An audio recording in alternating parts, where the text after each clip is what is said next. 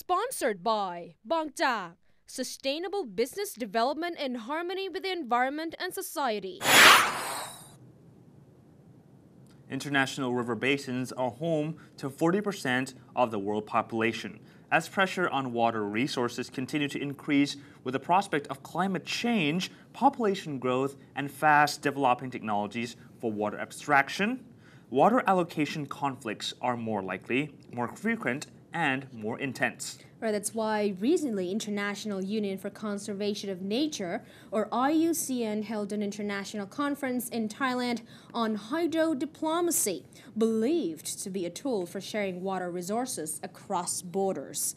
According to the organization, HydroDiplomacy is also a crucially practical, not just diplomatically, tool in ensuring that shared water resources are managed efficiently, sustainably, and equitably.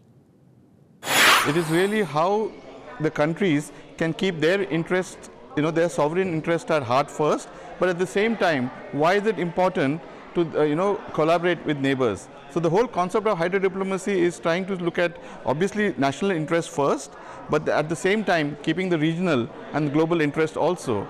And also it is from the point of view that if through collaboration and benefit sharing, we can all prosper. I think that is how it is. A river is like, it binds countries, it binds hearts, it binds people. And what we have done is that we have broken this up because of, countries. But what we are saying in hydrodiplomacy is that when we do work on the ground, at the provincial level, at the national level, and then how do we then work with two countries? How do we then work between Thailand and Laos? How do we work between Thailand and Cambodia, Thailand, Laos, Cambodia, and at the larger, at the regional level? So I think that's really at the heart of it. By bringing together diplomats, political and social scientists, economists, water resource professionals, and related experts involved with managing the shared water resources, the conference highlights the importance of hydrodiplomacy in today's changing world. Collaborative governance between independent countries are necessary in formulating long-term strategies for sustainable and management of international river basins and water resources. There are no one-size-fits-all solution to fostering the implementing collaborative governance, meaning that hydrodiplomacy needs to be tailored to the unique characteristics of its implementing parties. For example, the countries on the Mekong River Basin, which is the most important basin in the upper ASEAN region. Mekong is again, the lifeline, the heart, of the way for this region, right from China, right from Burma, Myanmar, Laos, Thailand, Cambodia, and Vietnam. So what we have to understand is that what we are trying to say, IUCN is trying to promote, is how do we bring different stakeholders together to discuss issues which are of importance at the regional level. For example, at the government level, there are many things that are happening. But if you look at the Mekong River Commission, it's also comprised only of the 4 lower Mekong countries.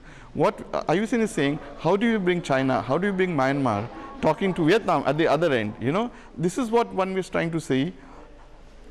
The countries are placed historically along the river, but if you do something in China, if you do something in Burma, if you do something in Thailand, it's going to affect people who are living in the delta, in the Cambodia. So what one has to look at it is, we cannot look at it only from one country perspective. We have to look at it from, the people of Vietnam are as important as the people of Thailand, are as important as the people of China, are as important as the people of Laos. So I think what one is trying to say is that when we look at ecosystem, when we look at rivers, we have to look at it from the top, where they come from, and so what works needs to be done there by the time, and what is happening to the river when it reaches the delta. I think hydrodiplomacy will help these countries. Suddenly when we have one intervention happening, a dam is coming up, for example, or some other intervention is happening, you suddenly get this, oh, they are doing something, and the other 3 countries start getting upset. What we are saying is, how can we bring, suppose, say, farmers or fishermen from all the 4 countries, ask them what is happening, what will happen to their livelihoods, take that up to the policy dialogue. Then if you look at energy, how much energy do we need? Is it sustainable? Can we bring the 2 countries together and say, these are the things that are happening, this is the scientific data available, these are the facts. We are a neutral facilitating agency based on science-based facts, fact-based and science-based. So what we are saying is that at the end of the day, let us do policies, let us do things which are based on one, science, fact, and what people want on the ground. Please don't forget that many things that we do also affect people whose livelihood is depending on this river. To a certain extent, diplomacy in water use and water resources has been ongoing for some time. HydroDiplomacy is perhaps a label that is put on a specific type of diplomacy, dealing with how you share and how you work with, in this case, water resources or natural resources related to it. It allows us to focus on this particular part. Now, in some areas, ministries of foreign affairs are involved in how to deal with natural resources issues. There was a lot of discussion in here saying that you have to go outside the water box.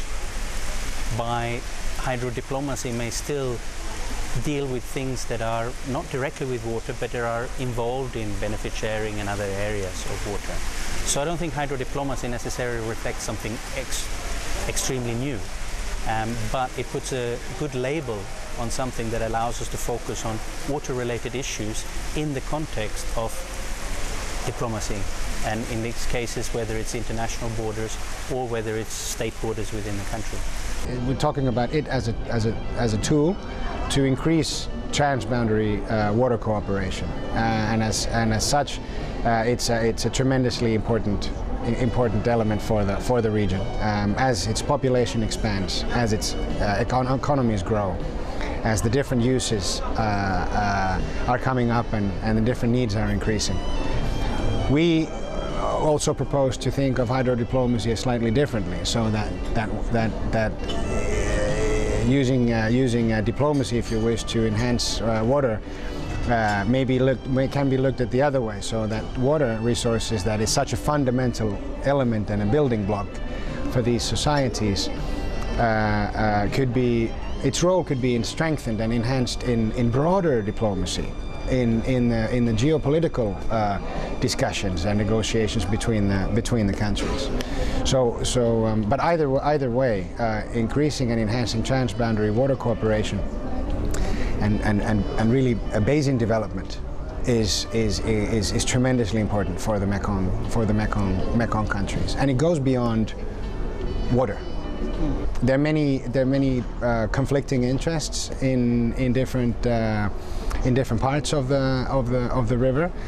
These interests could possibly be mediated and reconciled, looking at the opportunities really of broad basin development as a whole.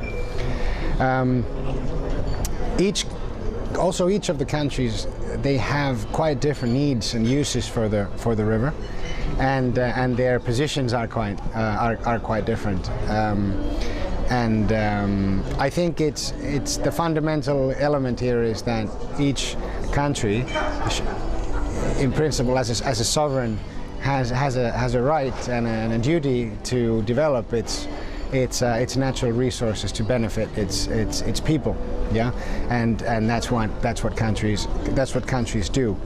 So the challenge is really to balance that national interest with the regional interest that ultimately we all, I think, are in agreement, benefits or even the countries more than by simply undertaking unilateral